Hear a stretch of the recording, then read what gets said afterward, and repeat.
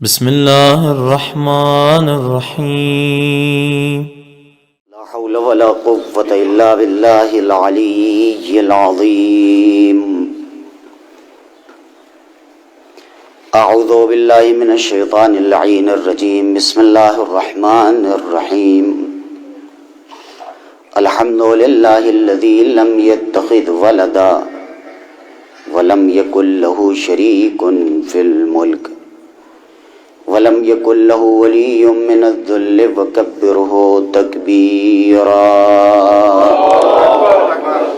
والصلاة والسلام والتحية والإكرام على الرسول الأمي مكي المدني القرشي الأبطحي سيدنا ونبينا وحبيب قلوبنا وطبيب نفوسنا أبي القاسم محمد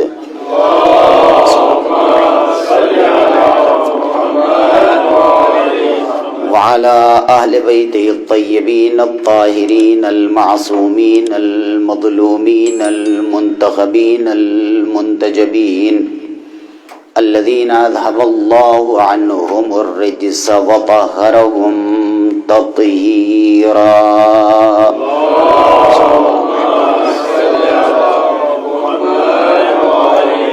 سيما بقية الله المنتظر وحجته الثاني عشر واللعن على أعدائهم وقاتليهم وغاصبي حقوقهم ومنکری فضائلہم ومصائبہم وولایتہم والشاکین فیہم والمنحرفین عنہم ومن کل ولیجۃ دونہم الی یوم الدین آمین رب العالمین اما بعد فقد قال اللہ الحکیم فی کتابہ الکریم بسم اللہ الرحمن الرحیم یا ایہا الذین آمنوا اتقوا اللہ وکونوا مع الصادقین صلوات پر محمد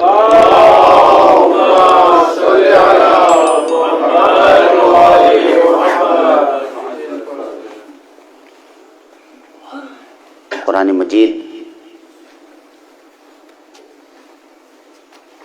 صادقین کی معیت کا حکم دے رہا ہے، سچوں کے ساتھ ہو جاؤ۔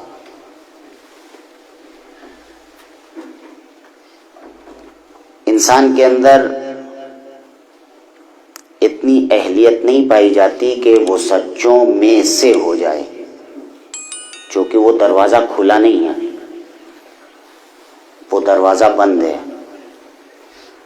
جو دروازہ کھلا ہے اسی کے اندر داخل ہونے کے لیے اسلام حکم دے رہا ہے۔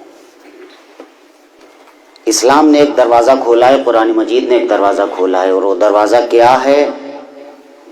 معیت کا۔ ساتھ ہو جاؤ، کس کے؟ سچوں کے۔ یہ حکم الہی ہے، اس لیے کہ تمہارے اندر یہ صلاحیت نہیں پائی جاتی کہ تم سچوں میں سے ہو سکو، اور سچوں میں سے کوئی ہو بھی نہیں سکتا چاہے جتنا بڑا ہو جائے۔ پہاڑ نیچے والوں کے لیے بہت اونچا ہے، مگر بلندی پر جو لوگ پہنچ جاتے ہیں ان کے لیے مٹی کا گھروندہ ہی ہے۔ جب ہم زمین سے دیکھتے ہیں تو ماشاءاللہ اتنا اونچا پہاڑ، لیکن جب اسی کو فلائٹ سے دیکھیے، بلندی پر جا کے دیکھیے، تو صرف مٹی کے ڈھیر ایسا محسوس ہوتا ہے جیسے کسی نے ایک مٹھی مٹی اٹھا کے رکھ دی ہے۔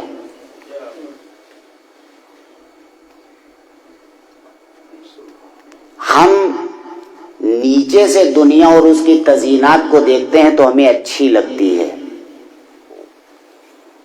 آل محمد علیہ الصلوۃ والسلام بلند ہیں تو بلندی سے اس دنیا اور اس کی حقیقت کو دیکھتے ہیں۔ ہم انڈیا سے آئے، ایک ڈبہ مٹھائی لے کے آئے، ہم نے کہا کہ چلو طفیل بھائی کو دیں گے، समर को देंगे, अली को देंगे, अहमद भाई को देंगे, सबको मिठाई देंगे। कुछ डब्बे मैंने ले लिए, एक डब्बा इनको दिया, एक डब्बा इनको दिया, एक डब्बा उनको दिया। बड़े शौक से लिया। अहमद भाई ने डब्बा खोला, क्या मिठाई है मौलाना, और उसके बाद खाई। वाह बहुत जबरदस्त है। हमने कहा बिस्मिल्लाह बिस्मिल्लाह। कहा आप भी लीजिए। हमने कहा नहीं बिस्मिल्लाह आप खाइए। क्यों आपको डायबिटीज है? नहीं। खा क्यों नहीं रहे? दिल नहीं कर रहा है।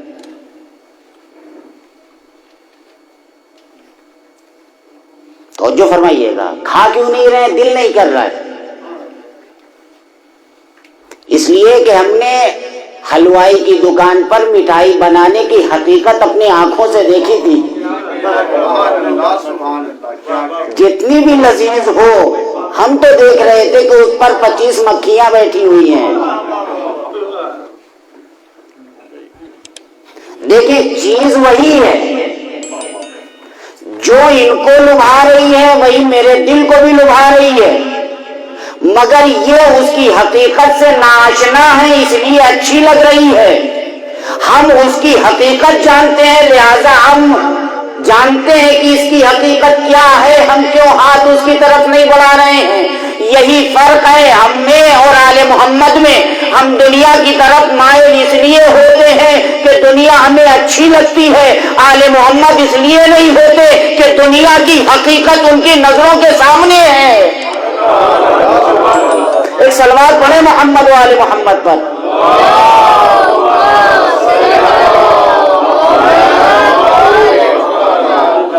है ना, इसीलिए हम तो माइल होते हैं दुनिया की तरफ, इसलिए कि हम दुनिया की हकीकत से नाआशना है। हमें हर अच्छी दिखने वाली चीज अच्छी लगती है। लेकिन अमीर अल मोमिनीन नजुल बलागा में क्यों फरमाते हैं हमने इस दुनिया को 3 तलाक दे दी है। हकीकत दुनिया अपनी आंखों से न देखो, आले मोहम्मद की आंखों से देखो। हमको तो नजर नहीं आ सकती, तो किसने तुमसे कहा देखो?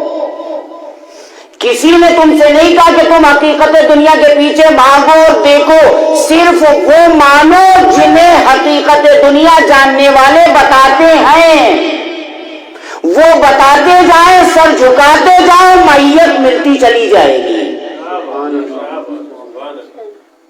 कोई भी हो, ये सिर्फ अपनी ही बात थोड़ी है, ये अंबिया अलैहिस्सलातु वस्सलाम की भी बात है। एक सलवात पढ़े मोहम्मद व आले मोहम्मद पर।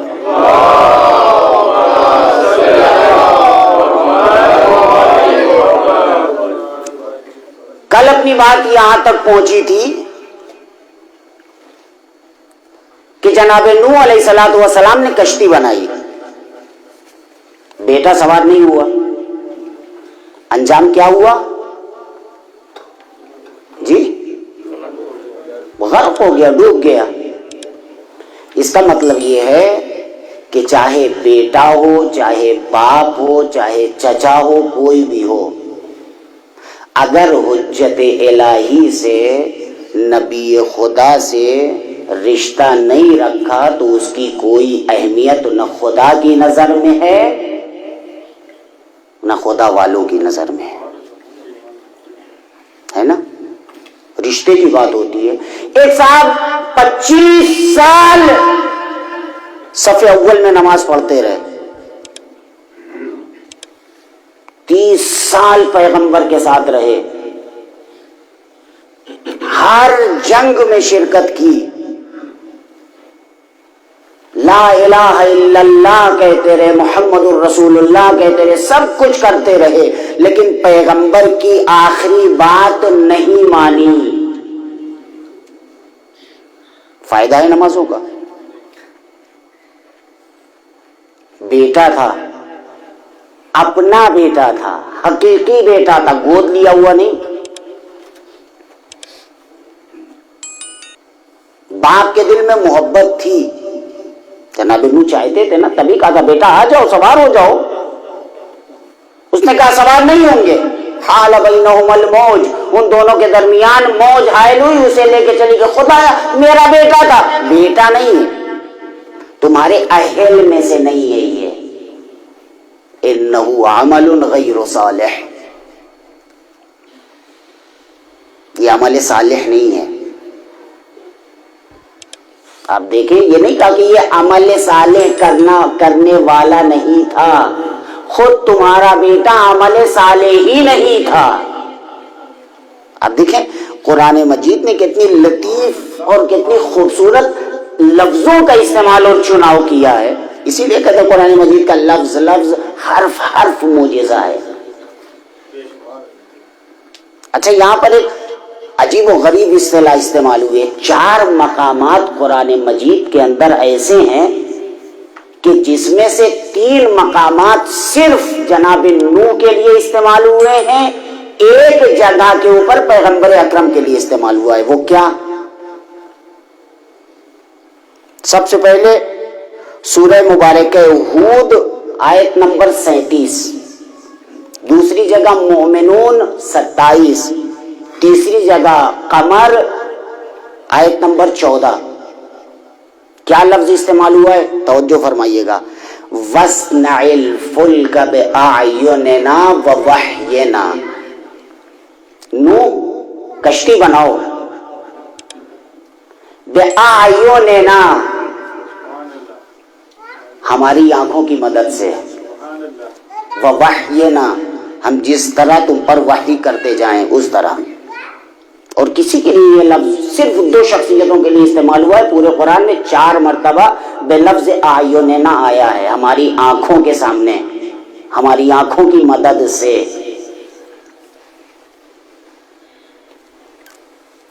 دوسری جگہ کیا آیا ہے؟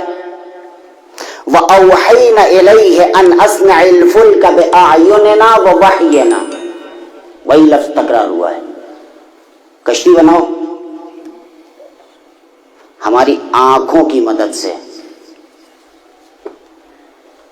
ہماری وحی کے مطابق۔ خدایا ہر جگہ تو نے وحی کا لفظ استعمال کیا ہے، تو یہاں بھی کہہ دیتا ہم وحی کرتے جائیں گے تم بناتے جاؤ، لیکن نہیں، بِأَعْيُنِنَا ہماری آنکھ تمہیں دیکھ رہی ہے،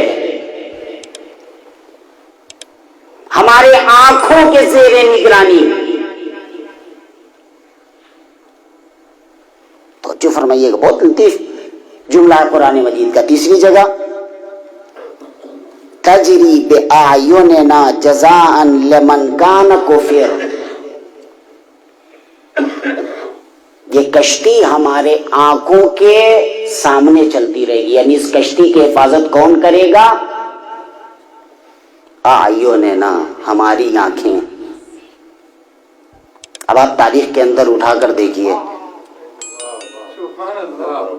جناب نوح علیہ السلام نے جب کشتی بنائی تو کشتی کی حفاظت کے لیے کون سی تختیاں لگائی؟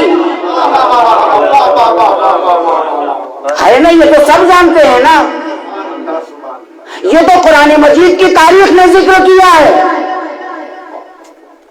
اب ہم مفسرین سے پوچھتے ہیں کہ یہ عین الہی کون تھی کہ جس کی نگرانی میں جناب نوح کشتی بنا رہے تھے؟ اچھا، خدا نے یہ نہیں کہا ہماری آنکھ، ہماری آنکھوں کی نگرانی میں۔ اس کا مطلب یہ ہے کہ آنکھ ایک نہیں تھی، آنکھیں 14 تھی، کہ جو نوح کی بھی نگرانی کر رہی تھی، کشتی کو بھی بچا رہی تھی، کشتی پر سوار ہو جانے والوں کی حفاظت بھی کر رہی تھی۔ یہاں تک ثابت ہو گیا۔ اب آپ کو سمجھ میں آیا کہ پیغمبر نے کیوں فرمایا مثل اہل بیتی کمثل سفینۃ نوح، میرے اہل بیت کی مثال سفینہ نوح جیسی ہے، اس میں سوار ہو جاؤ، وہ کشتی تمہیں ڈبائے گی نہیں، اس لیے کہ وہ عین الہی اسے چلا رہی ہے۔ ایک صلوات پڑھو محمد و آل محمد پر۔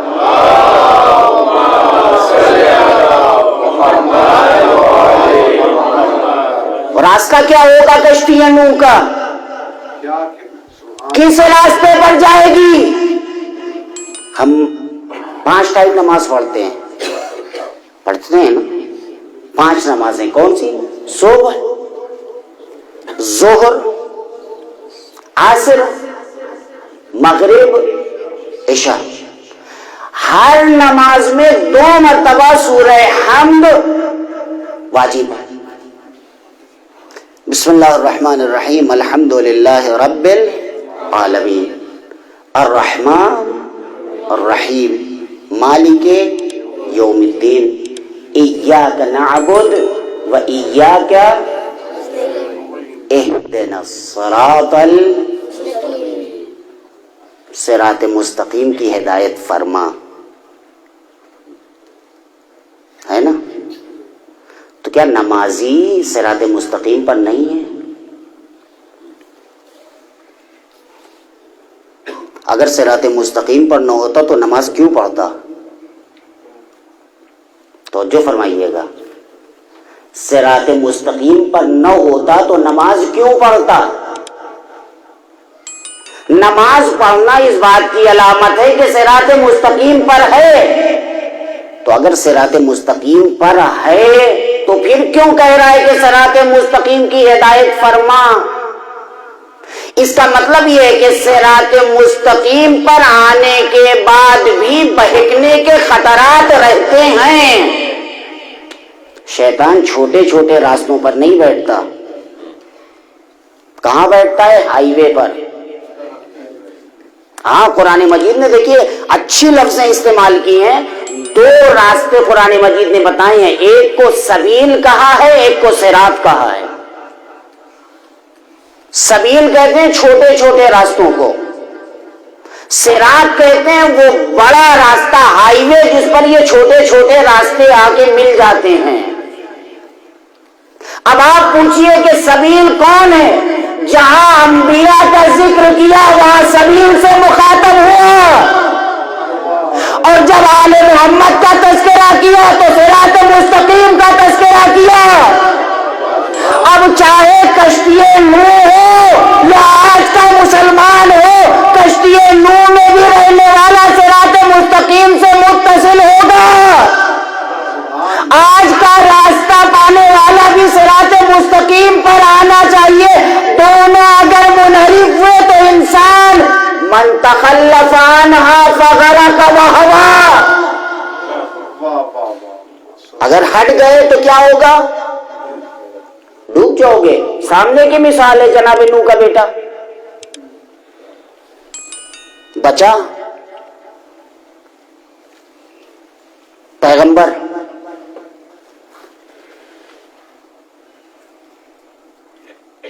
دو سہارے تھے پیغمبر کے مکی زندگی میں۔ پہلے سہارے کا نام ہے ام المؤمنین خدیجۃ الکبریٰ صلوات اللہ وسلامہ علیہا۔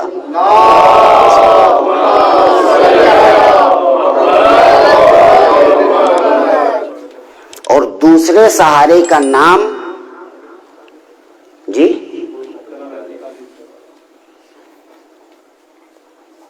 جناب ابو طالب علیہ الصلوۃ والسلام۔ یہ 2 سہارے بڑے تھے پیغمبر کے، دونوں کا انتقال ہو گیا۔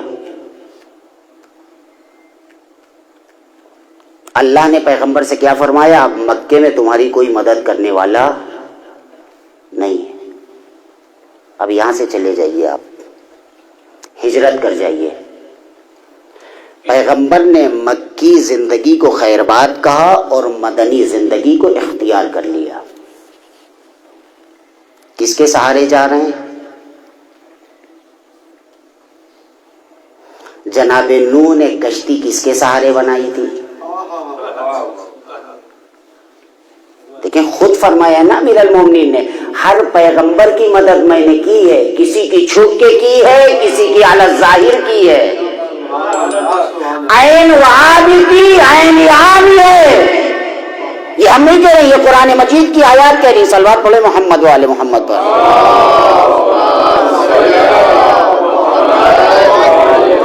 وَاصْبِرْ لِحُکْمِ رَبِّکَ، پیغمبر دلگیر نہ ہو، یہ سب کسی کھیت کی مولی نہیں ہے. فَإِنَّكَ بِأَعْيُنِنَا، اس لیے کہ آپ ہماری آنکھوں کے ساتھ ہیں. جب تک ہماری آنکھیں آپ کے ساتھ ہیں تب تک آپ کا کوئی کچھ بگاڑ نہیں سکتا ہے. یہی وہ 13 سال کا بچہ تھا کہ جس نے ذوالعشیرہ میں کھڑے ہو کر جب پیغمبر نے کہا کہ جو اس امر میں میری مدد کرے گا وہ میرے بعد میرا خلیفہ، میرا وصی، میرا وزیر، میرا جانشین ہوگا، کوئی ہے تم میں سے جو میری مدد کرے؟ کون کھڑا ہوا؟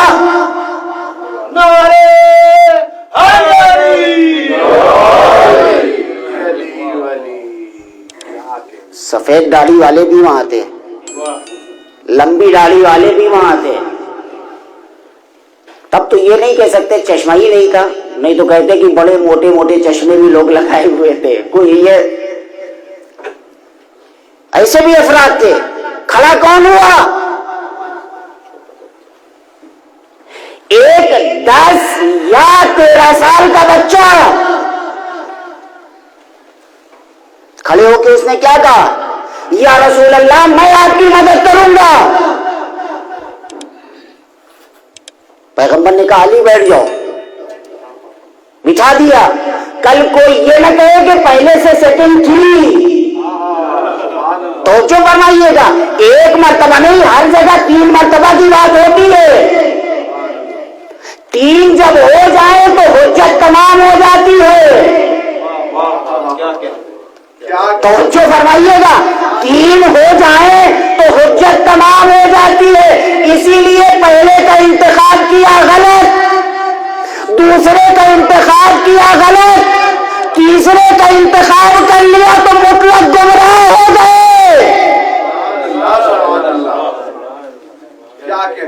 اب اس تسلسل کو توڑنے کے لیے چوتھا جو آیا وہ عین ذمہ دار دین و شریعت تھا. پھر اعلان کیا کوئی ہے جو اس امر نبوت میں میری مدد کرے؟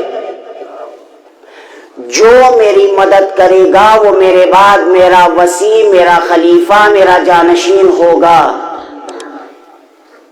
پیغمبر نے پورے مجمع کے اوپر نظر دوڑائی.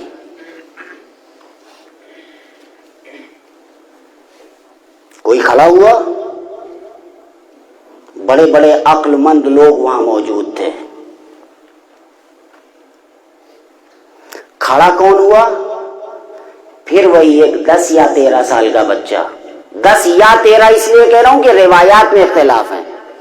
بعض لوگ کہتے ہیں اس وقت علی کی عمر 10 سال تھی، بعض کہتے ہیں مورخین محدثین کہ 13 سال تھی. ہم کہتے ہیں 13 سال تھی، 10 کو ہٹائیے اور بڑا مان لیجیے 15 سال کے تھے. مگر 15 45 کے مقابلے میں بہت کم ہوتا ہے،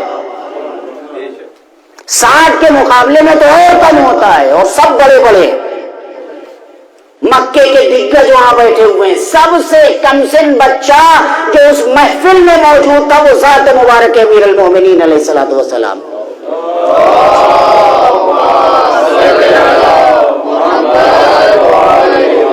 کون میری مدد کرے گا؟ کوئی نہیں کھڑا ہوا، وہ بچہ کھڑا ہوا. یا رسول اللہ آنا. پھر کہا بیٹھ جاؤ. پیغمبر نے 3 چانس دیے ہیں، تیسری مرتبہ پھر اعلان کیا، کوئی نہیں کھڑا ہوا. پھر امیر المومنین کھڑے ہو گئے. یا رسول اللہ آنا، میں آپ کی مدد کروں گا. یا علی آپ تو ابھی 13 ہی سال کے ہیں، آپ کیوں کھڑے ہو گئے؟ آپ کیا کریں گے ان لوگوں کا جو بوڑھے بوڑھے ہیں؟ آپ کیا کریں گے؟ عجب نہیں امیر المومنین فرمائے انا عین اللہ، میں اللہ کی آنکھ ہوں. میرے اس سن کے اوپر نہ جاؤ، میرے عمر کے اوپر نہ جاؤ. میرے اندر حوصلہ دیکھو کہ بزرگوں کی موجودگی میں نے دفاع رسالت کا جو بیڑا اٹھایا ہے، میری موجودگی میں کسی کی ہمت نہیں ہے کہ تیری آنکھ بھی پیغمبر پر ڈال سکے.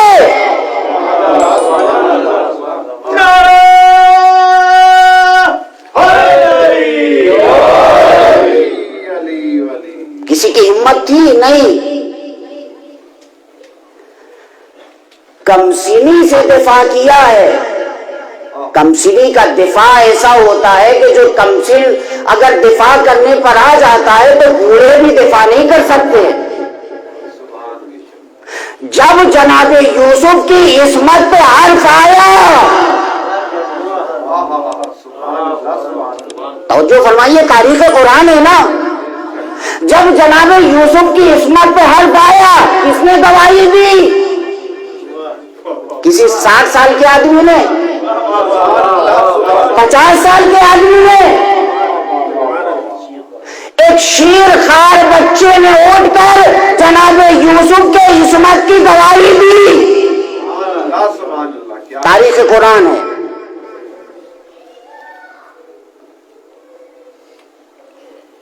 فرعون کے محل کے اندر جو عورت فرعون کے گھر کی عورتوں کا میک اپ کرتی تھی، جو مومن آل فرعون کی زوجہ تھی، جی آسیہ تو زوجہ تھی، نسیہ نام تھا، اس کے ہاتھ سے ایک دن کنگھی گر گئی، اس نے کنگھی اٹھائی، بسم اللہ الرحمن الرحیم۔ فرعون کے گھر کی کسی عورت نے پوچھا یہ اللہ کون ہے؟ اس نے کہا اللہ وہی ہے کہ جو خالق ہے سب کا۔ کون ہے وہ خالق؟ جس نے تمہیں پیدا کیا ہے، ہمیں پیدا کیا ہے، فرعون کو پیدا کیا ہے۔ ابھی تک تقیے میں تھی، لیکن جب اللہ کی توحید پر بات آئی تو تقیہ ختم ہو گیا، بات فرعون تک پہنچی۔ تفصیل سے نہیں بیان کروں گا، اشارہ کر کے نکل جاؤں گا۔ فرعون تک پہنچی، فرعون نے کہا بلاؤ، آئی، کس کو خدا مانتی ہو؟ من ربک، تیرا رب کون ہے؟ کہا کہ وہی میرا رب ہے جو تیرا بھی رب ہے۔ کیا دعویٰ کرنے سے کوئی رب بن جاتا ہے؟ توجہ فرمائیے گا، دعویٰ کرنے سے کوئی رب بن جاتا ہے؟ کیا خلافت کا دعویٰ کرنے سے کوئی خلیفہ بن جاتا ہے؟ کیا ممبر پر بیٹھ کر بولنے سے کوئی خطیب ممبر سلونی بن جاتا ہے؟ دعوے تو بہت بڑے بڑے ہوئے، ثابت کر کے دکھاؤ۔ قرآن مجید نے اس کی بھی اچھی اچھی مثالیں دی ہیں، بیان نہیں کرنا ہے۔ اس نے کہا ٹھیک ہے، آگ کے اوپر بڑا سا کڑھاؤ چڑھایا، بڑی کڑھائی، اس کے اندر زیتون کا تیل بھروا دیا، کھولنے لگا تیل۔ اس نصیبہ کے 7 بیٹے تھے، سب کو حاضر کیا، اور جو سب سے بڑا بیٹا تھا اس کو کھولتے ہوئے تیل میں ڈال دیا، کہا بتاؤ رب کون ہے؟ اس نے کہا وہی ہے۔ دوسرے کو ڈالا، کون ہے؟ وہ ہے۔ ماں تھی، بچے تڑپ رہے تھے مگر توحید زیر سوال نہ آنے پائے۔ آخر میں ایک بچہ تھا شیرخوار، جب اس کو پھینکا جانے لگا اس نے کہا ذرا ٹھہر جا، بھائی اس نے اشارہ کیا ٹھہر جا، وہ بچہ وہیں سے گویا ہوا۔ خوف نہ کرو، اپنی بات پر ثابت قدم رہو، ہماری زندگی جاتی ہے تو چلی جائے، باقرار توحید نہ چھوڑنا۔ کس بچے نے توحید کی حفاظت کی؟ شیرخوار بچے ہیں۔ بوڑھے دفاع نہیں کر سکے، کنہوں نے کیا ہے؟ بچوں نے۔ بہت سی مثالیں ہیں، میں ساری مثالیں نہیں دوں گا، ایک آخری مثال دوں گا۔ میدان کربلا تلواروں کا میدان تھا، نیزے کا میدان تھا، خنجر کا میدان تھا، تیروں کا میدان تھا، تبر کا میدان تھا، کہ جہاں جو بھی میدان میں جاتا تھا دشمن پر حملہ تلواروں سے کرتا تھا۔ مگر جب ایک شیرخوار بچہ میدان کربلا میں پہنچا ہے تو اس نے ایک حملے کا انوکھا طریقہ منتخب کیا. اپنی سوکھی زبان پکڑائے ہوئے ہونٹوں پر پھرا کر مسکرانا شروع ہوا. جو فوج تلواروں سے نہ رکتی تھی، نیزوں سے نہ رکتی تھی، اس ایک جنگ کو علی اصغر نے مسکراہٹ سے جیت لیا. فوج دشمن میں کوہرام مچ گیا. دیکھیے، آپ سوچئے، غور کریے گا ہماری ان باتوں کے اوپر. علی بظاہر دیکھنے میں تو 13 سال کے ہیں، سن و سال معیار نہیں ہوتا ہے، عہدہ اور منصب الہی معیار ہوتا ہے. ماں کی عصمت پر حرف آیا تھا تو جناب عیسیٰ علیہ الصلوۃ والسلام نے گہوارے میں اعلان کیا تھا، انی عبداللہ. وہاں مسلمان نہیں کہتا اتنا چھوٹا بچہ کیسے نبی ہو سکتا ہے. اور جب ہمارا امام 5 سال کی عمر میں مسند امامت پر بیٹھتا ہے تو 5 سال کا بچہ کیسے امام ہو سکتا ہے؟ یہ قرآن کے اوپر اعتراض ہے کہ ہم پر اعتراض ہے؟ ایک دن کا بھی بچہ جو نہیں ہے وہ نبی ہو سکتا ہے. اور جس کے صدقے میں اسے نبوت ملی ہے وہ امام نہیں ہو سکتا. جو باب اللہ بھی ہے، جو عین اللہ بھی ہے. صلوات بولے محمد والے محمد پر.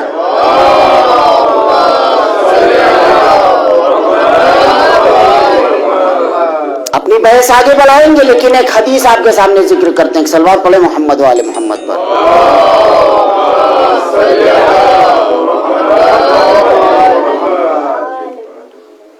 ہمارے اور آپ کے چھٹے امام صادق آل محمد امام جعفر صادق علیہ الصلوۃ والسلام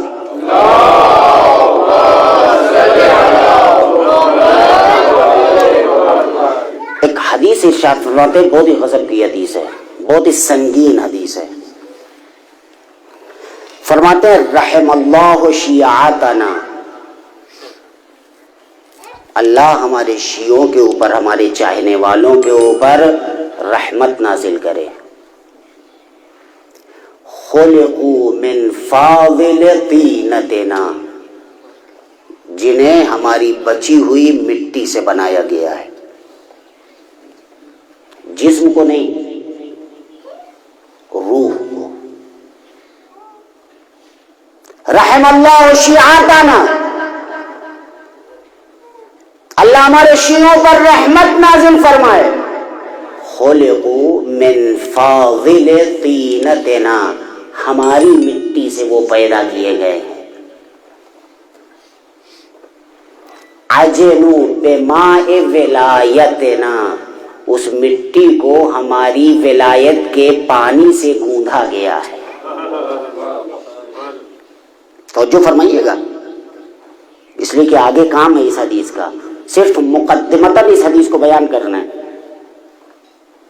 ہماری مٹی سے بنایا گیا ہے، ہمارے چاہنے والوں کو، ہماری پیروی کرنے والوں کو، ہماری اطاعت کرنے والوں کو، اور اس کے بعد ہماری ولایت کے پانی سے اس مٹی کو گوندھا گیا. عجینو آیا ہے معجون، اسی سے بنا ہے. معجون جانتے ہیں نا، جو ہمارے یہاں بکتا ہے، یہ بیماری ہو تو یہ معجون، یہ معجون، وہ آیا عجین سے. عجین یعنی مکس کرنا، 10 چیزوں کو مکس کر کے جو ایک چیز بنائی جاتی ہے اسے کہتے ہیں معجون. 2 چیزیں 3 چیزیں عجین کی گئی ہیں، ایک دوسرے سے مکس کی گئی ہیں، اس کے بعد ایک تیسری شکل بنی ہے.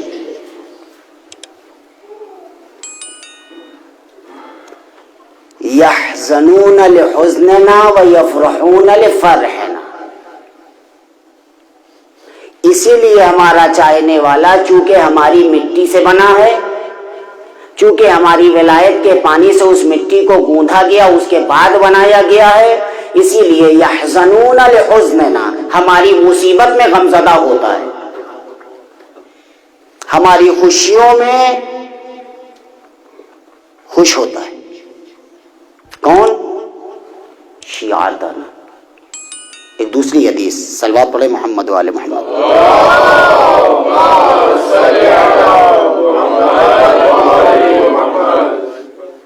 یہ امام زمانہ علیہ الصلوۃ والسلام کی حدیث ہے، جسے علامہ مجلسی نے بحار الانوار کے اندر ذکر کیا ہے، جلد نمبر 53 صفحہ نمبر 3 اور 4 پر فرماتے ہیں اللہم شیعتنا منا، خدایا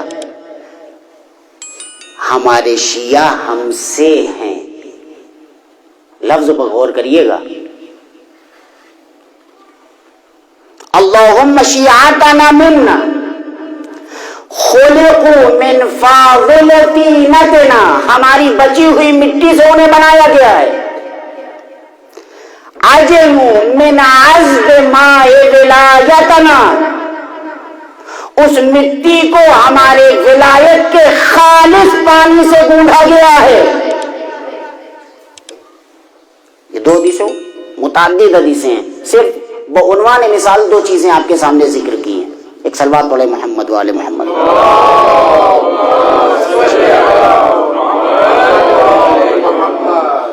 اس مقدمے کو ذہن میں رکھیے گا، اب آپ کے سامنے ایک چیز بیان کرتے ہیں۔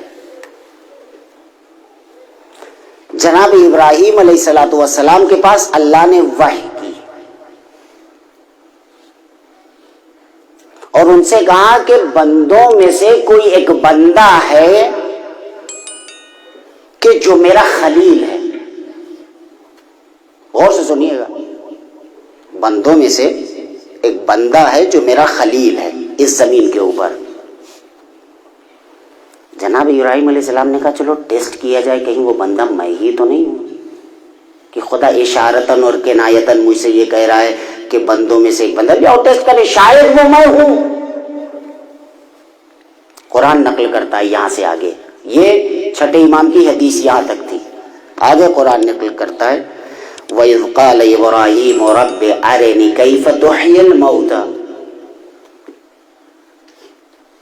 جناب ابراہیم نے اللہ کی بارگاہ میں عرض کیا، خدایا میں یہ دیکھنا چاہتا ہوں کہ تو مردوں کو کیسے زندہ کرتا ہے۔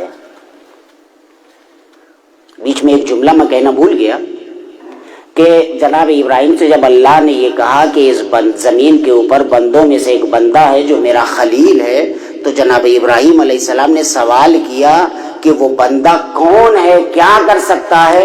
تو اللہ نے کہا کہ جو چاہے تو مردوں کو زندہ کروا سکتا ہے۔ سمجھ گئے؟ اب قرآن نقل کر رہا ہے اذ قال ابراہیم رب ارنی کیف تحیی الموتى۔ جناب ابراہیم نے اللہ کی بارگاہ میں عرض کیا، خدایا میں یہ دیکھنا چاہتا ہوں کہ تو مردوں کو کیسے زندہ کرتا ہے۔ قال اولم تؤمن، کیا تم مومن نہیں ہو کہ تمہیں معلوم ہو کہ خدا کیسے مردوں کو زندہ کرتا ہے؟ قال بلا، میں مومن ہوں، ولکن لیطمئن قلبی، میں اپنے قلب کو مطمئن کرنا چاہتا ہوں۔ امام رضا علیہ السلام فرماتے ہیں اطمینان مردہ زندہ کرنے کا نہیں تھا، اطمینان اس بات کا تھا کہ دیکھے ہم ہی خلیل ہیں یا نہیں ہیں، اس چیز کا اطمینان حاصل کرنا چاہتے تھے۔ اللہ نے کہا اچھا ایسا ہے تو جاؤ 4 پرندے پکڑو، سنا ہوا واقعہ ہے نا۔ قال فخذ 4 من الطير، سورہ مبارکہ بقرہ آیت نمبر 260 میں یہ ذکر ہے، خود 4 من الطير، 4 پرندے لو، 4 پنچھی لو، کوا اور مور یہ سب اس کے اندر تھے، مجھے ان تفصیلات میں نہیں جانا ہے۔ ان کو لو، ان کو ذبح کرو، اور ذبح کرنے کے بعد سب کا سر الگ کر دو اور جسم بالکل ٹکڑے ٹکڑے کر دو۔ ٹکڑے ٹکڑے کرنے کے بعد بالکل مکس کر دو کہ پتہ نہ چلے کہ کون سا کوے کا گوشت ہے، کون سے کبوتر کا گوشت ہے، کون سا مور کا گوشت ہے، کچھ پتہ نہ چلے، اتنا باریک اور ٹکڑے ٹکڑے کر کے مخلوط کر دو، مکس کر دو۔ فَصُرْهُنَّ الیک ثم اجعل علی کل جبل منہن جزءا. میں نے آج ایک روایت میں دیکھا ہے تفسیر نور الثقلین کے اندر کہ جناب ابراہیم جہاں رہتے تھے وہاں کے اطراف میں پہاڑ کی 10 چوٹیاں تھی. ان 4 پرندے کے گوشتوں کو 10 حصوں میں بانٹا جناب ابراہیم نے, اور ہر پہاڑ کی چوٹی پر ایک حصہ رکھا, اور چاروں پرندوں کے سر اور ان کے منقار کو کیا کہتے ہیں گجراتی میں؟ چونچ. وہ تو اردو میں چونچ کہتے ہیں, ٹوٹ کہتے ہیں, چانچ. وہ اپنے ہاتھ میں پکڑ لیا چانچ. اس کو جناب ابراہیم علیہ الصلوۃ والسلام نے اپنے ہاتھ میں پکڑ لیا. خدا نے کہا بھی نہیں آواز دو. توجہ فرمائیے گا, خدا نے کیا کہا جناب ابراہیم علیہ السلام سے؟ اب ان کو بلاؤ. جناب ابراہیم علیہ الصلوۃ والسلام نے آواز دی,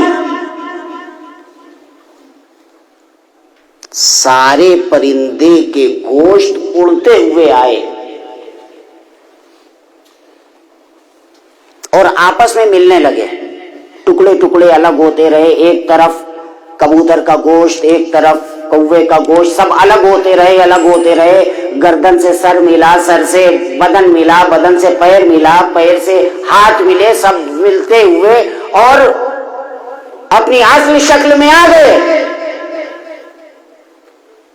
خدایا یہ سارے گوشت تو آپس میں مخلوط ہو گئے تھے, یہ کیسے ہو گیا؟ کہا کہ چونکہ پیغمبر خدا نے آواز دی ہے تو اب ایسا نہیں ہو سکتا ہے کہ کوا کبوتر کے ساتھ چلا جائے, کبوتر کوے کے ساتھ.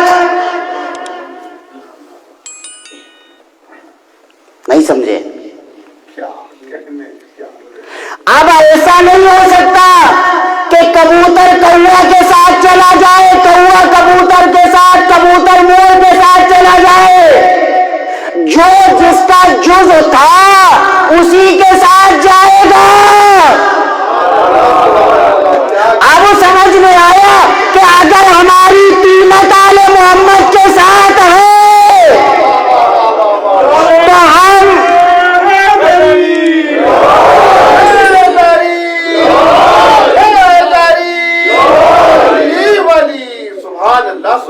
توجہ فرمائیے گا, اگر ہماری قیمت اور ان کی قیمت ایک ہے تو آل محمد کا چاہنے والا ان لوگوں کے ساتھ نہیں جائے گا جن کی مثال قرآن نے کووں کی کرا دی ہے. وہ وہی رہے گا کہ جہاں علی, جہاں فاطمہ, جہاں حسن, جہاں حسین, اس لیے کہ شیعتنا خلقوا من فاضل طینتنا. ایسا ہو سکتا ہے کہ ہم کہیں رہے وہ کہیں رہے. اور اسی لیے آپ دیکھیے اگر یہ مسئلہ آپ کی نظر میں حل ہو گیا نا تو اب بہت سے مسائل آپ کی نظر میں حل ہو جائیں گے کہ معیت کا مطلب کیا ہوتا ہے. یہ مسئلہ حل ہو گیا. اب معیت کا مطلب کیا ہوتا ہے؟ معیت کا مطلب یہ ہوتا ہے کہ جہاں ہاتھ میں درد ہوتا ہے, ٹینشن کسے ہوتا ہے؟ سر میں ہوتا ہے کہ نہیں؟ کہ خالی ہاتھی میں درد ہوتا ہے؟ پیر میں درد ہوتا ہے تو دکھی پورا جسم ہوتا ہے. کمر میں درد ہوتی ہے تو پورے جسم پر اثر انداز ہوتی ہے. اب اگر علی کا ایک چاہنے والا پریشان ہے, توجہ فرمائیے, اگر ایک چاہنے والا پریشان ہے اور اس نے زبان سے یا علی کہا, ایک مدد نہیں آئے گی, 14 مدد آ جائیں گی. اس لیے کہ ایک کی بیماری سے پورا جسم متاثر ہوا ہے. اور اسی لیے ہم سے کہا گیا ہے اگر تمہارا ایک بھائی پریشان ہے تو تم کیسے بیٹھے ہوئے ہو؟ سوچنے والی باتیں ہیں. اور اسی لیے یحزنون لحزننا ویفرحون لفرحنا, روتے کون ہیں؟ جنہیں تکلیف ہوئی ہے, جو اس جسم کا حصہ ہے، جنہیں کربلا میں تڑپایا گیا، چاہے جب تڑپایا گیا ہو، مگر عزم میں درد کا احساس ہوگا تو آنسو آنکھوں سے گریں گے، اس لیے کہ سب ایک جسم ہیں، عزم الگ الگ ہیں۔ ہم عجین ہیں آل محمد کے ساتھ، اور اسی لیے جگہ جگہ پہ قرآن مجید نے کہا ان کے ساتھ ہو جاؤ۔ ایک صلوات پڑھیں محمد والے محمد پر۔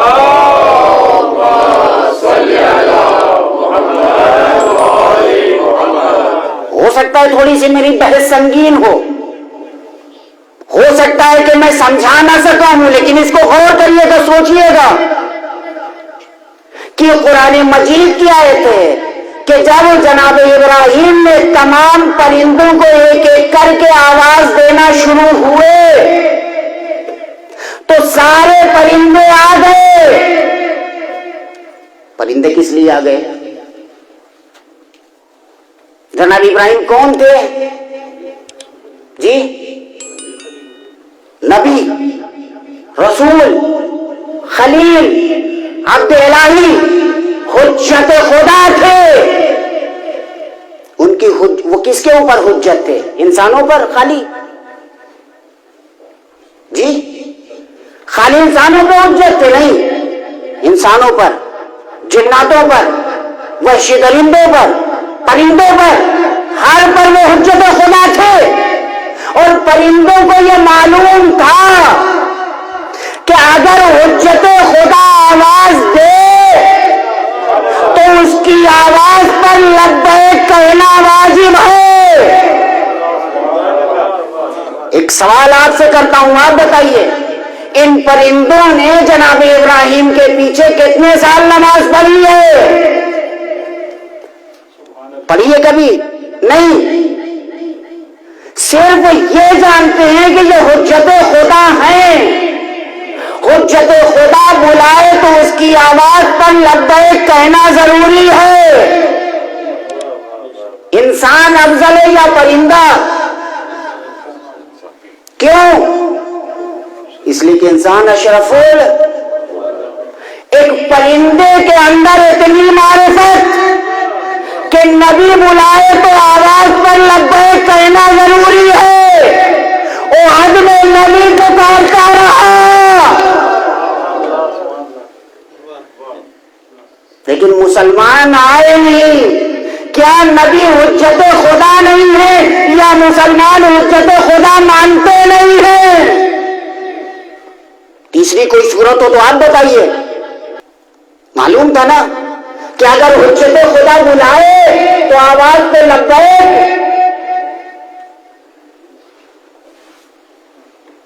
یہی وجہ ہے کہ جب حجت خدا نے آواز دی تو کٹی ہوئی لاشیں تڑپنے لگی، ہے نا؟ مولا موت نے مجبور کر دیا ہے، ورنہ آپ کی نصرت کو ضرور آتے۔ یہ ہوتا ہے مقام و مرتبہ حجت خدا۔ اسے کہتے ہیں رسول، اسے کہتے ہیں نبی، اسے کہتے ہیں امام، اسے کہتے ہیں خلیفۃ اللہ۔ ہمارے یہاں کیا ہوتا ہے؟ قرآن چلا چلا کے کہتا ہے اقیم الصلاۃ، اقیم الصلاۃ، اقیم الصلاۃ۔ اپنے پاس ٹائم نہیں ہے نماز پڑھنے کا۔ ہم دنیا میں اتنا گھر چکے ہیں، دنیا نے ہمارے دل میں اتنا گھر کر لیا ہے کہ ہمارے پاس کسی چیز کا ٹائم نہیں ہے۔ اگر ہم امت پیغمبر والے ہیں تو ہمیں سب کچھ چھوڑ کر اس کی طرف جانا چاہیے، اس لیے کہ حجت خدا بلا رہا ہے۔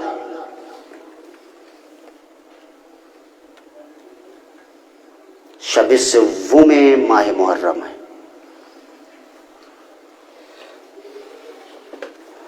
ایک غریب تھا کہ جسے امام حسین علیہ الصلوۃ والسلام نے کوفے بھیجا تھا اپنا نمائندہ بنا کے۔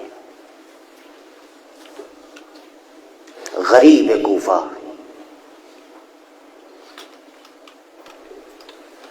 جناب مسلم ابن عقیل جب کوفے پہنچے ہیں، تاریخ نے یہ لکھا ہے کہ اہل کوفہ کے کم از کم اوچھا میں اوچھا 18,000 اہل کوفہ نے ان کے ہاتھوں پہ بیعت کی تھی۔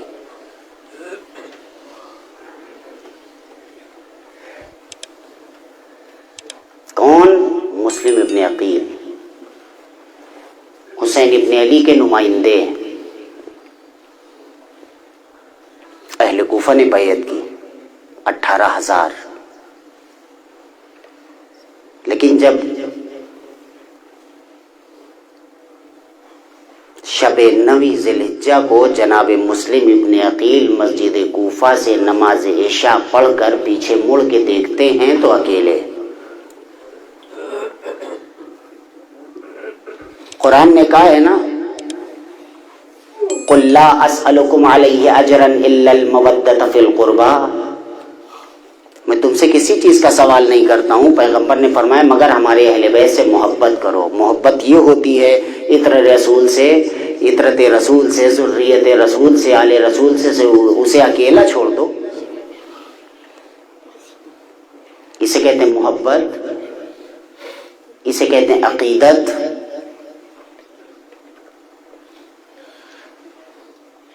جناب مسلم ابن عقیل کوفے میں ہیں،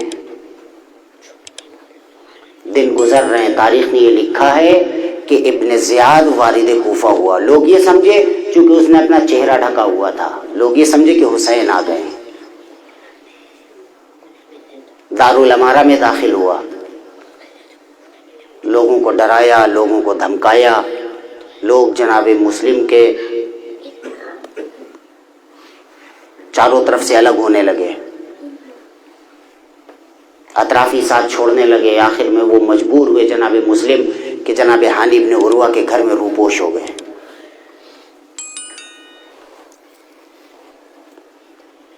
تاریخ نے لکھا ہے کہ ابن زیاد کا غلام تھا جس کا نام تھا معقل۔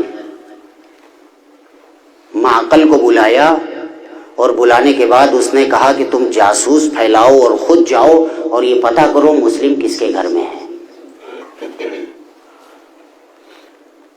معقل مسجد آیا اور مصلی پر کھڑا ہو گیا، نمازوں پہ نمازیں، نمازوں پہ نمازیں، نمازوں پہ نمازیں، سجدوں پہ سجدے، سجدوں پہ سجدے۔ اس وقت جناب مسلم ابن اوسجا کوفے میں تھے۔ معقل سے کہنے لگے تم مجھے غریب لگتے ہو، بے وطن لگتے ہو،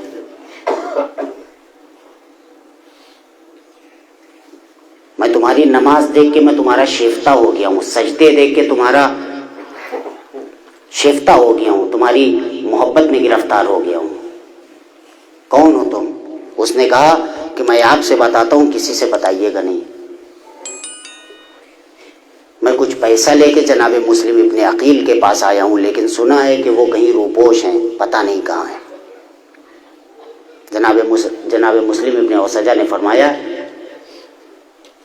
کہ جب رات کی تاریکی چھا جائے تو آنا، میں تمہیں مسلم کے پاس لے چلوں گا۔ اور یہی مقدمہ بنا شہادت جناب مسلم کا۔ رات ہوئی، مسلم ابن اوسجا جناب مسلم ابن عقیل کے پاس لے کے گئے اور وہی معقل ابن زیاد کے پاس پہنچ کر کہتا ہے کہ ہانی ابن عروہ کے گھر میں مسلم چھپے ہوئے ہیں۔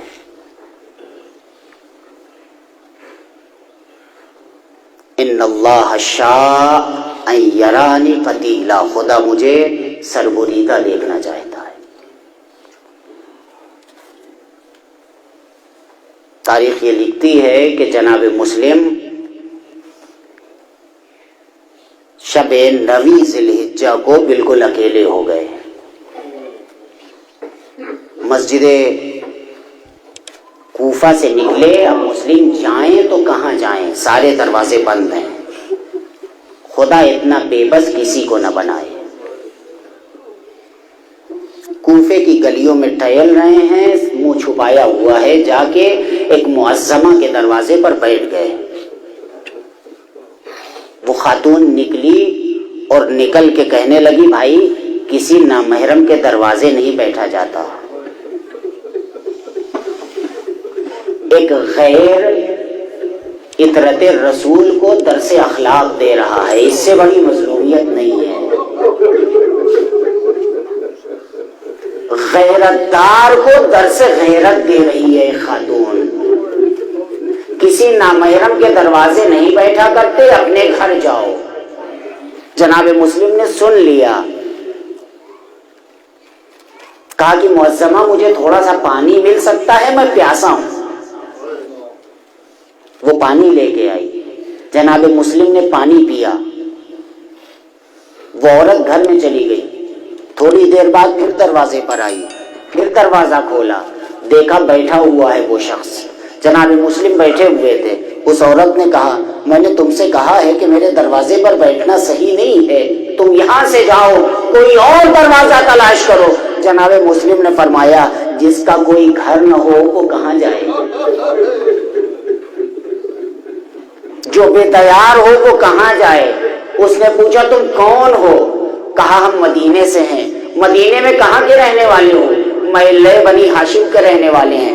آپ ہیں کون؟ مجھ غریب کو مسلم ابن عقیل کہا جاتا ہے.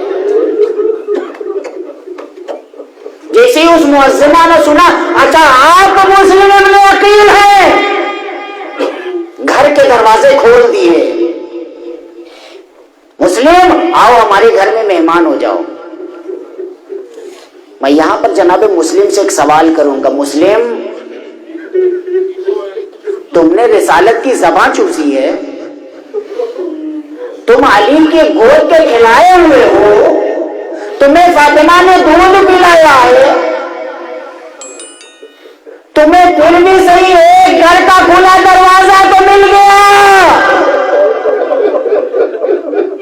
ہائے زینب ام کلثوم، ہائے بے کسی، ہائے بے بسی، بے مخنو چادر بازاروں میں پھیلائی جا رہی ہے. جناب مسلم کی مہمان نوازی شروع کر دی اس خاتون نے. جناب مسلم نے تھوڑا سا کھانا کھایا، اس کے بعد مصلی عبادت میں بیٹھ گئے، نماز پڑھنے لگے، مناجات کرنے لگے، دعائیں مانگنے لگے. رات کا ایک حصہ گزرا، اس عورت کا بیٹا آیا. کہاں گئے تھے؟ میں مسلم کو ڈھونڈنے گیا تھا، لیکن دیکھا ماں ایک حجرے سے برابر رفت و آمد رکھے ہوئے ہے. کون ہے؟ کوئی نہیں ہے. بیٹا حجرے میں پہنچا، دیکھا مسلم ابن عقیل میرے ہی گھر میں مہمان ہے. ماں سو گئی. بیٹا رات کی تاریکی میں گیا اور ابن زیاد کو بتا دیا کہ جناب مسلم ہمارے گھر میں مہمان ہیں. ادھر جناب مسلم نماز صبح سے فارغ ہوئے، ادھر گھوڑوں کے ٹاپوں کی آوازیں سننے لگی. اس عورت کے گھر کو گھیرا جا رہا ہے. جناب مسلم ابن عقیل نے زرہ پہنی، تلوار لگائی. وہ معظمہ آ گئی. آقا کہاں جا رہے ہیں؟ نہ جائیے اس گھر سے. فرمایا سن نہیں رہی ہو کہ گھوڑے آ رہے ہیں، سوار آ رہے ہیں، مجھے مارنے کے لیے آ رہے ہیں، مجھے گرفتار کرنے کے لیے آ رہے ہیں. مولا پھر بھی آپ گھر سے نہ جائیے. جانتے ہیں جناب مسلم نے کیا جواب دیا؟ حوصلہ ہے سننے کا. میں یہ نہیں چاہتا ہوں کہ دشمن میرے گھر میں دروازہ داخل ہو جائے. ایک مسلمان عورت کی بے حرمتی مسلم برداشت نہیں کر سکتے. کسی مسلم خاتون کے گھر میں بغیر اجازت کے داخل نہیں ہوا جاتا. اے مسلمانوں، ارے فاطمہ کے گھر میں دروازہ داخل ہو رہے ہو، زینب کی چادر چھین رہے ہو. سیدھے شاعر نے کہا نا، گر درانہ آدوں بے ادب آنا ہوئے داخل، گھر فاطمہ کا ہو گیا بازار. جناب مسلم جنگ کر رہے ہیں. محمد بن اشعث اشعث بن قیس کندی ابن زیاد کے پاس کہلاتا ہے اور فوج بھیجو اور فوج بھیجو. اس نے کہا ایک فرد سے لڑنے کے لیے اتنی فوج کافی نہیں ہے. اس نے کہا کیا سمجھتے ہو کسی بنیے یا بکار سے لڑنے کے لیے تم نے بھیجا ہے؟ ارے یہ بنی ہاشم کا جوان ہے. ہیلا کیا گیا, مکر کیا گیا, جناب مسلم کو گڈھے میں گرایا گیا, اس کے بعد گرفتار کیا گیا. جناب مسلم کے دانت شہید ہو گئے, ٹوٹ گئے. گرفتار کر کے دارالامارہ میں لے آیا گیا, ابن زیاد کے سامنے پیش کیا گیا. کسی نے کہا مسلم امیر کو تم نے سلام نہیں کیا. جناب مسلم کہتے ہیں امیری حسین ونعم الامیر, میرا امیر فقط حسین ہے اور کتنا اچھا امیر ہے. ابن زیاد نے کہا مسلم تم سلام کرو یا نہ کرو, تمہارے سر و گردن میں جدائی ہوگی, تمہارا سر کاٹ دیا جائے گا. ابن زیاد مجھے سر کٹانے کی فکر نہیں ہے, مجھے بس اس کی فکر ہے کہ میں نے حسین کو خط لکھ دیا ہے, وہ جانب کوفہ آ رہے ہیں. عمر سعد سے وصیت کی حسین کو منع کر دو خط لکھ کے کہ جانب کوفہ نہ آئے, کوفی اپنے کیے ہوئے وعدے سے مکر گئے ہیں.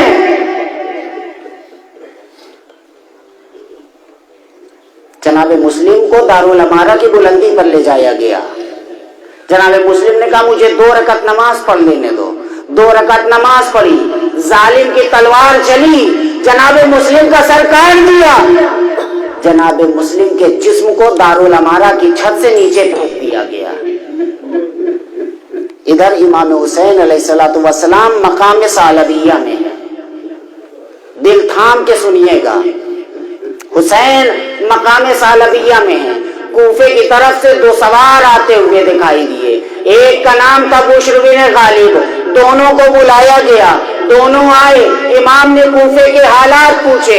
انہوں نے کہا فرزند رسول آپ سے اکیلے میں بیان کرنا چاہتے ہیں. امام نے کہا میرے ساتھیوں کے سامنے بیان کرو.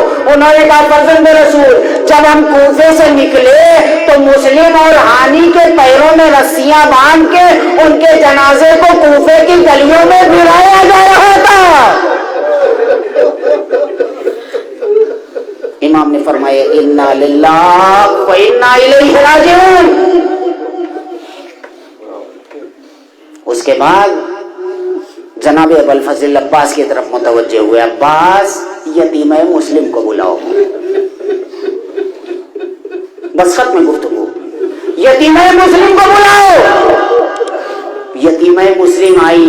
امام حسین علیہ السلام نے اپنی گود میں بٹھایا, سینے سے لگا لیا, سر کے اوپر پیار سے ہاتھ پھیرنے لگے. بنی ہاشم کی بچی تھی نا, آلے رسول تھی نا. ایک مرتبہ کہتی ہے ماموں میرے بابا کی خیر تو ہے. ارے آج تو میرے سر پہ ایسے ہاتھ پھیرے جیسے یتیموں کے سر پر پھیرے جاتے ہیں. ارے امام نے سینے سے لگا لیا. اے میری بچی, ارے اب میں تیرا بابا ہوں, مسلم شہید ہو گئے. اے میری لال, تیرا بابا اللہ کی بارگاہ میں پہنچ گیا. وَسَيَعْلَمُ الَّذِينَ ظَلَمُوا أَيَّ مُنقَلَبٍ يَنقَلِبُونَ إِنَّا لِلَّهِ وَإِنَّا إِلَيْهِ رَاجِعُونَ رضا بقضائه وتسليما لأمره. لبيك يا حسين لبيك يا حسين لبيك يا حسين لبيك يا حسين